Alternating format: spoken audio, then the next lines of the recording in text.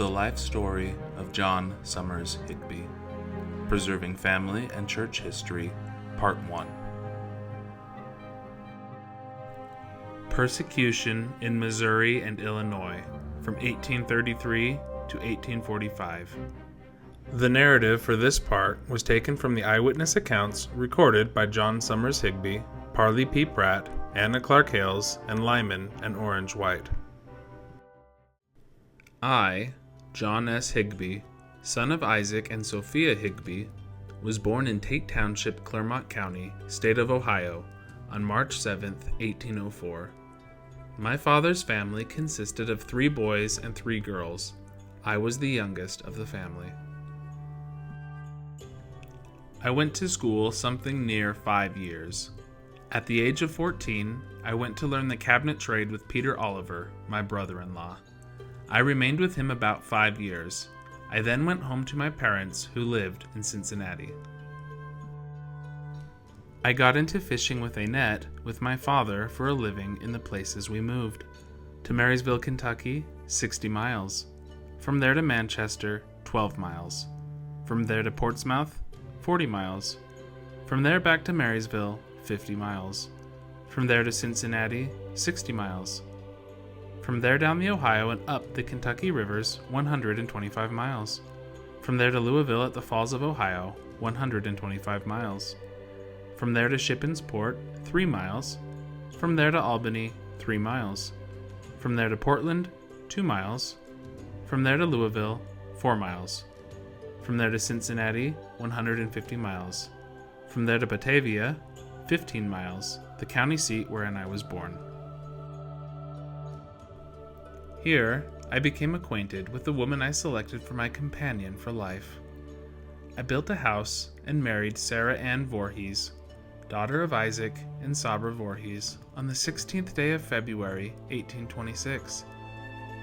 In the year 1827, on the 6th day of May, we had a son, John Mount Higbee. Here I carried on a cabinet shop a few months, till I traded a house in Batavia and lot. My father gave me for 25 acres of land joining the town of Palestine. I moved to Palestine, 15 miles, with my parents, commenced fishing again with a net, sold our possessions in Palestine for $500, and bought property in Lewistown and built 2 houses in that place, and also moved there, 12 miles. We lived in Lewistown, state of Ohio, Hamilton County, when we heard the gospel preached by elders Lyman White and Calvin Wilson. The first opportunity I had, I was baptized by Calvin Wilson, receiving the laying on of the hands for the reception of the Holy Ghost by Lyman White, this being about the 1st of May, 1831.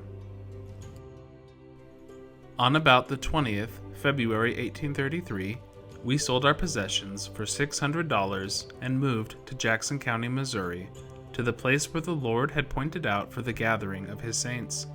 We arrived here the 1st of June, 1833. The distance, 1,000 miles. We got to the place we designed to go on the 1st day of April, 1833. We put $25 into Zebel Roberts' hands to purchase land of which we got a deed of the land. Here, as other citizens, I bought land and also stock, and by my industry I cleared a few acres and put in a good crop and built me a good dwelling house and also other necessary buildings. The old inhabitants of the place stirred up to anger against us on the account of our religion, which was the religion of Jesus Christ. On the 20th of July, 1833, there was a solemn assembly called in the branch where I lived.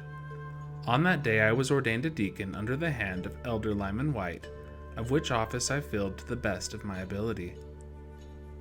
We had a daughter, Sariah Higbee, born here September the 2nd, 1833. We enjoyed ourselves well here with our brethren, which were about 1,200. We lived in this county until about the 7th day of November, but for several weeks before this, it was rumored that the inhabitants of the county that did not believe as we did threatened to drive us from our lands and homes, contrary to all law, both of God and man. We, however, were unwilling to believe that any enlightened people could be so destitute of humanity or feeling for their fellow beings. But to our astonishment and to their shame, they commenced their outrages about the 20th of July, 1833, by gathering together and tearing down a printing office belonging to this people. A family also living in the building in a lower room was ordered forthwith out of their house, threatened with immediate death if they refused. They also took the bishop of the church with another member and tarred and feathered them and abused many others. From this time forth, they continued to carry their hellish designs into effect. They seemed to get worse daily and hourly by stoning our houses, whipping some, shooting at others, running poles through our windows, and at length tearing down our buildings, unroofing, and so forth. Some of our brethren, in trying to rescue others and save their property, went where there was a bandito of those demons destroying our corn and also houses, to try to show them the impropriety of doing as they were.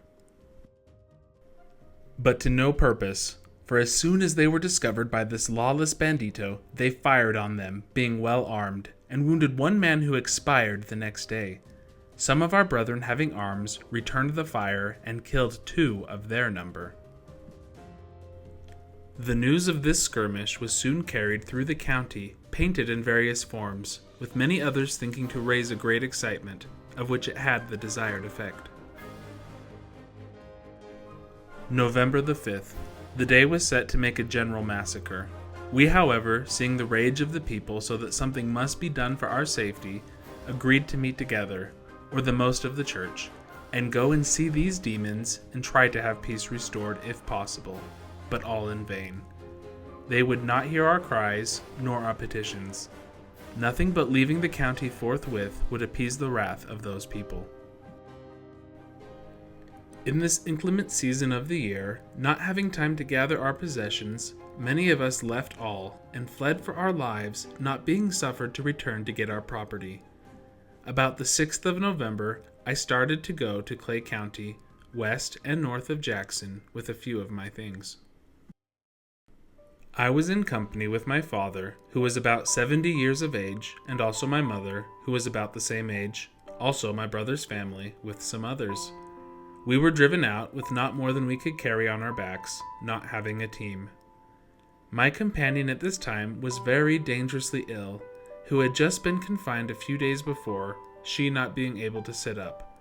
But to go we must, or suffer death immediately. The first day we traveled near the ferry on the Missouri to Clay County. Here we made ourselves as comfortable as we could, having left our bedding and household furniture.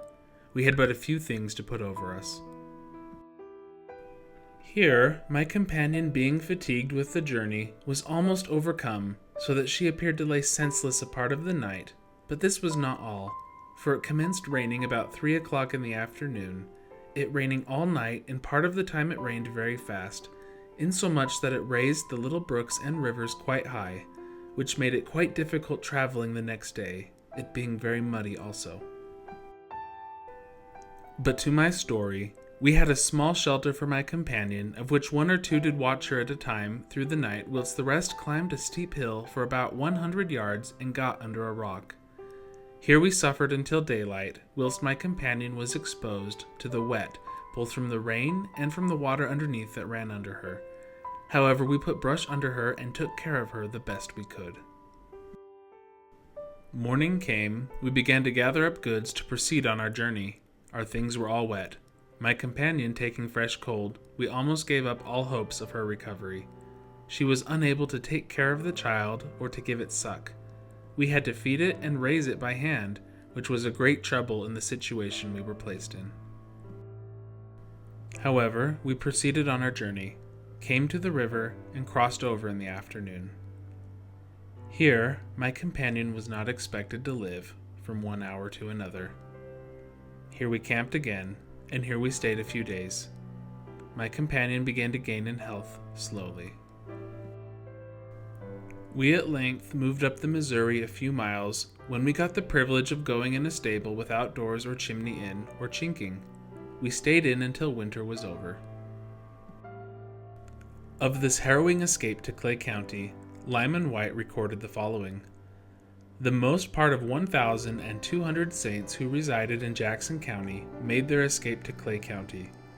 I would here remark that among one of the companies that went to Clay County was a woman named Sarah Ann Higby, who had been sick of chills and fever for many months, and another of the name of Keziah Higby, who under the most delicate circumstances lay on the banks of the river without shelter during one of the most stormy nights I ever witnessed, while torrents of rain poured down during the whole night, and streams of the smallest size were magnified into rivers. The former was carried across the river, apparently a lifeless corpse. The latter was delivered of a fine sun on the banks, within 20 minutes after being carried across the river, and from which cause I have every reason to believe she died a premature death. The scenes of mobocracy continued to exist with unabated fury. Mobs went from house to house, thrusting poles and rails in at the windows and doors of the houses of the saints, tearing down a number of houses, turning hogs and horses into cornfields, and burning fences. Here on the banks of the Missouri River were 8 families, exiled from plenteous homes, without one particle of provisions or any other means under the heavens to get any, only by hunting in the forest. In the aforesaid persecution, I saw 190 women and children driven 30 miles across the prairie, with 3 decrepit men only in their company, in the month of November, the ground thinly crusted with sleet, and I could easily follow on their trail by the blood that flowed from their lacerated feet on the stubble of the burnt prairie. This company, not knowing the situation of the country or the extent of Jackson County, built quite a number of cabins that proved to be in the borders of Jackson County. The mob, infuriated at this, rushed on them in the month of January 1834, burned these scanty cabins, and scattered the inhabitants to the 4 winds, from which cause many were taken suddenly ill, and of this illness died. In the meantime they burned 203 houses and 1 gristmill, these being the only residences of the saints in Jackson County. In the spring, we scattered around in Clay County where we could get places. I moved to another place 6 miles. Then we moved to Shoal Creek on the bank of Missouri, Clay County, 4 miles. Here we opened a few acres of land, it being Congress land. There were 5 families of us that settled on the bank of the Missouri, opposite the Big Blue. Here we built shanties on Congress land and stayed through the winter. Our means of subsistence was very limited. Our living for 5 families for meat depended chiefly on my success in hunting for wild animals. And for our bread we crossed the river in the nighttime and went to my brother's place that was near the river where we got corn out of his field. Orange L. White recorded the following. Father had raised up a large branch at Cincinnati, many of which came to Jackson County during the year 1832 and settled on the Big Blue River 3 miles west of Independence. Among those that came on were the Higbys. There were Judge Elias, Isaac, and John Higby. When we were driven from Jackson County, my father, Lyman Wight, was chased by the mob in a westerly direction, and my mother and I and 2 little sisters were taken by John Higby in a small boat down the Big Blue River, 3 miles, and across the Missouri River to Clay County, Missouri. But, in answer to our prayers, the Lord preserved us by sending us plenty in this way. Brother John Higby, by some means, procured an old flintlock shotgun. Where or how he got it, I never knew. I think most likely he or some of the other brothers had hid it when the mob took our arms. Be that as it may, he went out into the big bottoms bordering the river and killed 11 deer. I am equally at a loss to know how he got ammunition. I recollect seeing him pound pieces of lead into round slugs and putting them in the gun, and when one of them slugs hit a deer, what was left of him was ready for the frying pan. Brother Higby also found a number of wild bee trees. Hence, we lived on venison and honey. Parley P. Pratt later shared this account of the time after the saints escaped to Clay County.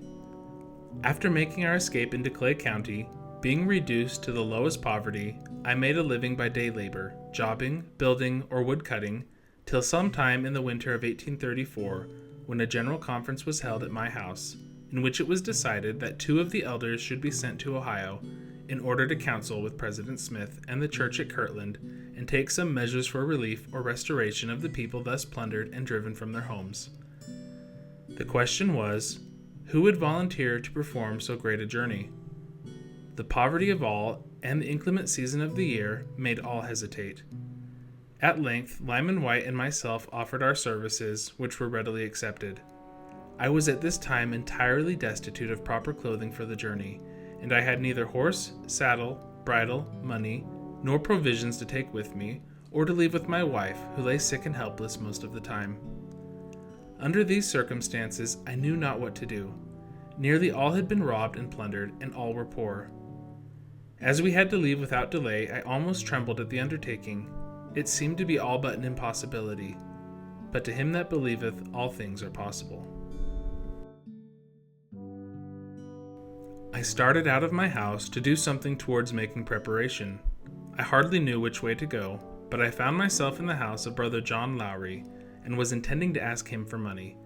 But as I entered his miserable cottage in the swamp, amid the low, timbered bottoms of the Missouri River, I found him sick in bed with a heavy fever, and 2 or 3 others of his family down with the same complaint, on different beds in the same room. He was vomiting severely and was hardly sensible to my presence.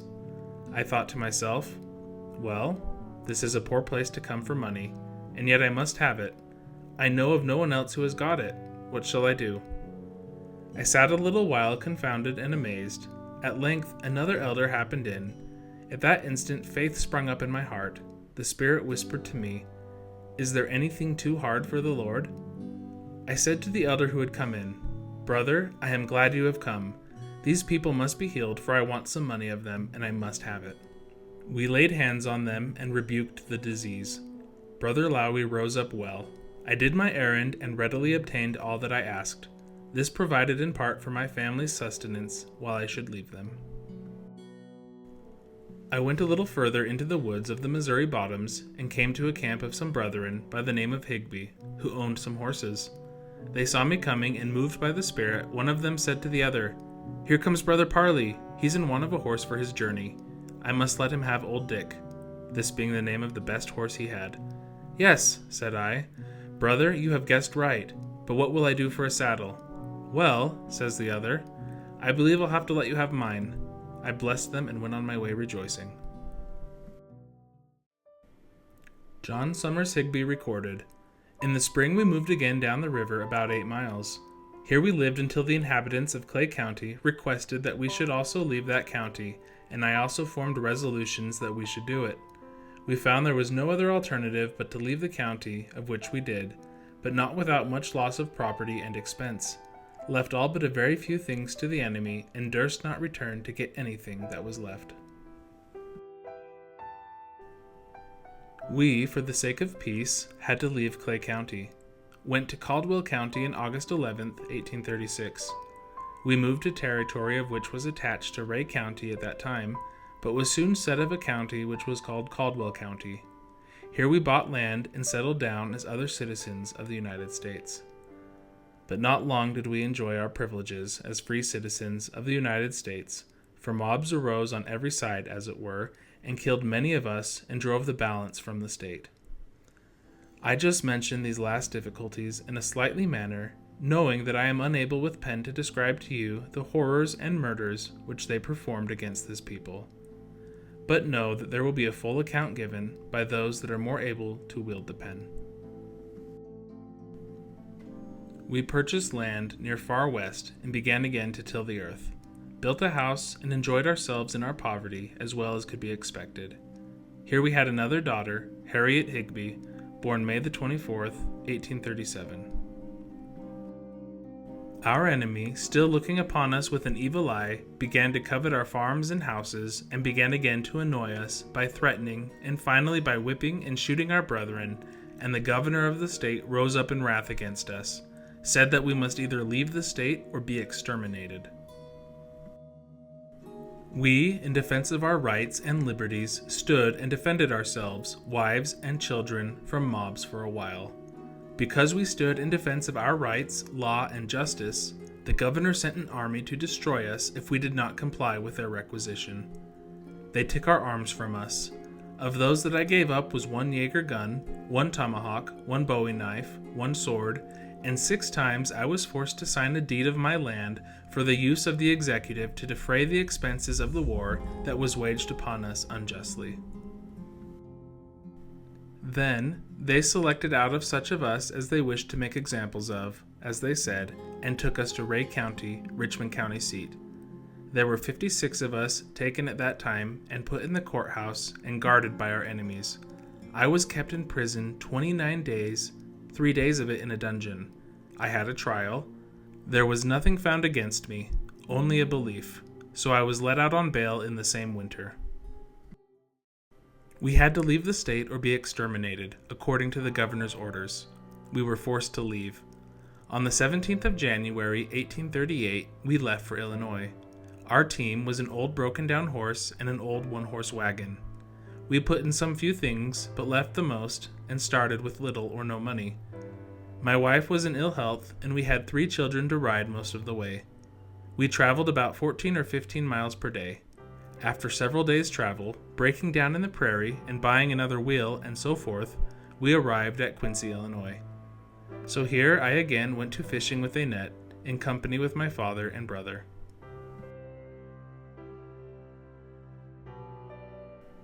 Bill of damages. Expenses for moving from Ohio to Jackson County, $100. For being driven from Jackson County in 1833, losing my crop, stock, expense of moving, and loss of time, $1,000. For being driven from Clay County in 1835, for loss of property, stock, $300. For driving from Caldwell County in 1838, loss of property, expense of moving on account of the exterminating order by the governor, $1,000. For loss of citizenship, $1,000. For false imprisonment, 30 days, $1,000. I certify the above accounts to be just and true according to the best of my knowledge. John S. Higbee.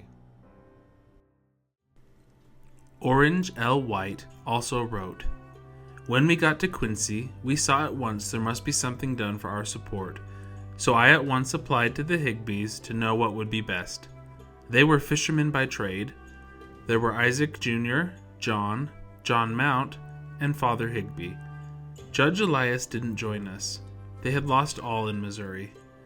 But they told me if I would furnish the pony to haul the fish to market and haul them and peddle them out, they would try to catch the fish and would divide equally with me, all of which I agreed. Now to get a good place to catch fish. We all moved 3 miles up the Mississippi River and located. By renting an old log house, we made ourselves comfortable. The Higbees, by some means, got hold of some twine and lead and fishhook and lines, and by working night and day, we soon had some fish for market, and in a short time had our seine done. And then we caught all the fish we wanted and could eat fish ourselves. We had done without fish because we needed bread and a fishing outfit." John Summers Higbee recorded, "Here my father died in about March 1838 by the fatigues of his journey and exposure caused by his enemies, thus dying a martyr to the cause, even the religion of Jesus Christ. He was buried in the Quincy burying ground, his age 77 years. I went over the river to Missouri hunting one day in company with Lyman White, Heber C. Kimball, Seymour Brunson, Amasa Lyman. Whilst over there, was ordained under their hands an elder. This was on July the 3rd, 1839. In this same year I moved to Nauvoo, camped on the banks of the river till I built a house.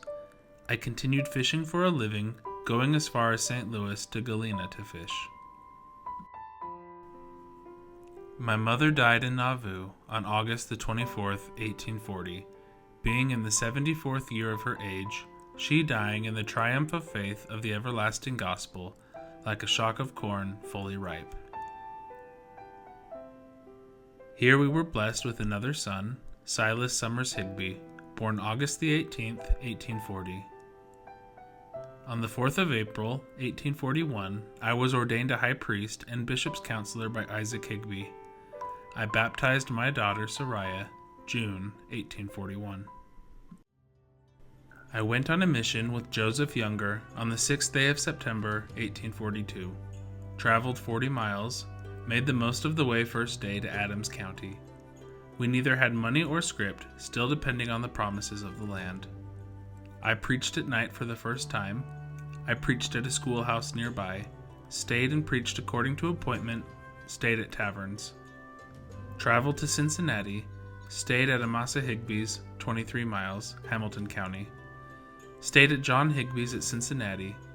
Traveled to Withamsville to J. Ward's, 15 miles, Clermont County.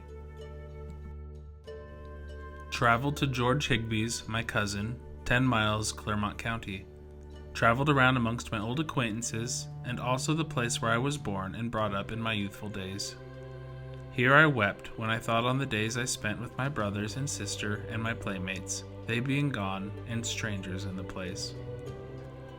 Stayed at James Higbee's, Clermont County. Here I turned back from the mission.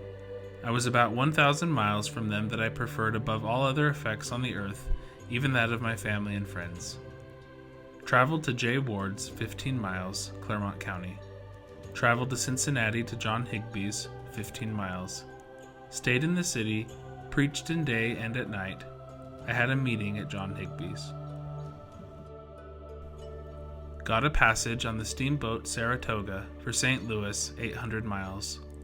Got to St. Louis the 24th of October, 1842. Got on the steamboat S. La Salle on the 25th day of October. On the 26th day started. Got home to Nauvoo to my family and friends, October 27th, 1842, making a journey of 2,000 miles. I returned to my fishing again and built me another house. According to Hancock County tax records, John owned Lot 1 on Block 11. The enemy, not satisfied in persecuting us, commenced their lying and trying to scare us away, also many dissenting from us, turning against us and joining the enemy, and trying to raise mobs to come upon us to destroy us from the earth. But the Lord would not suffer that they should destroy us as a people. But sad to relate, on the 27th day of June, the mob came to Carthage jail, where our brethren were confined for a pretended crime of treason, and butchered them in cold blood, even Joseph Smith the prophet, and Hiram Smith the patriarch, John Taylor and Willard Richards being in the prison with them, of whom the latter was not hurt, Brother Taylor being wounded in 3 places after some time was restored to health again. The enemy is still continuing to harass and destroy the saints. Where they have an opportunity, the saints still continue one steady course, determined to maintain the kingdom of the Savior on the earth and contend earnestly for the faith once delivered to the saints. I have just given a sketch of some of the leading items that occurred to my mind at this time, not pretending to give a full account of all that transpired, knowing that there are others that are more capable of doing it than I am. Therefore, I give some of the leading items as they happen. My son, John Mount Higbee, was ordained to be a priest under the hands of Isaac Higbee Jr., Daniel Barnes, Tarleton Lewis, bishops, on the 22nd of December, 1844. There is nothing of any note taking place, except our enemy stealing and annoying us by threatening us, and false-hearted brethren amongst us up to this time. January the 9th, 1845, met with the quorum of high priests on Sunday the 12th day of January, 1845 in Nauvoo. Was there chosen to go on a special mission by the 12 apostles, there being about 50 others chosen, also at the time out of the same quorum. Regarding the origins of this photograph of the Nauvoo Temple, the following was recorded by Donald F. Colvin. Because some of the temple windows are open, the daguerreotype is believed to have been taken during warm weather months of 1846. Since Chaffin went west with the other exiled members of the church, this daguerreotype would have been taken prior to 17 September 1846, when the last church members were driven from Nauvoo. What appears to be an angelic weather vane is visible at the top of the spire. This building exhibits 30 hewn stone pilasters, which cost about $3,000 apiece. The base is crescent new moon, the capital is near 50 feet high, the sun with a human face in bold relief about 2.5 feet, broad ornamented with rays of light and waves surmounted by 2 hands holding 2 trumpets. The temple is erected from white limestone brought in a superior style. It is 128 by 88 feet square, near 60 feet high, 2 stories in the clear and 2.5 stories in the recesses over the arches, 4 tiers of windows, 2 Gothic and 2 round. John Summers Higbee recorded, met according to appointment at the 70s Hall, January 14, 1845, as I had been selected to go on a special mission. Went to understand where they would send me. They appointed a number of others to go to the different states. I was asked to hold myself in readiness for an appointment when and where the 12 should direct. I was nominated and voted by a conference of bishops.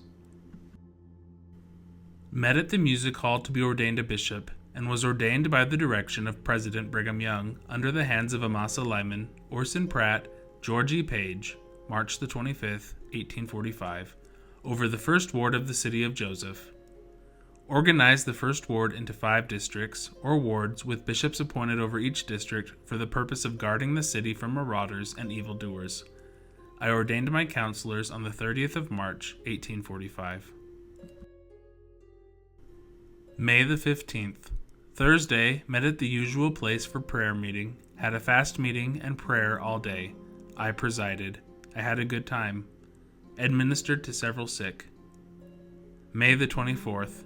The top stone of the temple was laid with shouts and hosannas. The enemy is moving round about and threatening. A part of the 12 keep concealed from their enemy. Court times May the 20th. Court passed off and no fuss. All became still at dawn a while. Court called of June 1845. They have writs out for members of the 12. I was taken into the police September 1st, 1845, to help guard the city.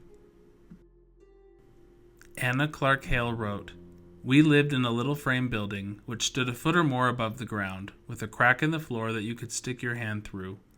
She, my mother, Rebecca Gardner Clark, had given birth to her 10th child shortly after they arrived in Nauvoo. She was so ill her family did not think she would live. She did not have one thing to dress the baby in. She had the baby rolled in a piece of flannel.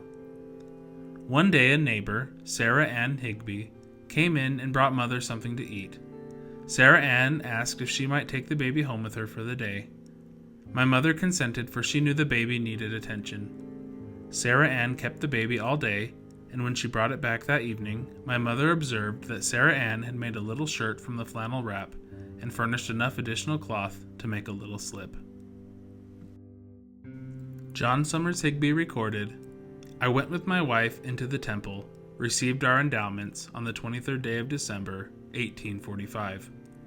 On the 21st of January, 1846, we were sealed, or married again for time and eternity. This ends Part 1. The life story of John Summers Higbee, preserving family and church history, is continued in Part 2, Crossing the Plains. You can learn more about John in the life story of John Summers Higbee, A Mighty and Powerful Instrument in the Hands of the Lord, by Vachel C. Higbee. Available on Amazon. To see Vachel's other Higbee family history books, see her website, lanternhousebooks.com. Links to both websites are available in the description.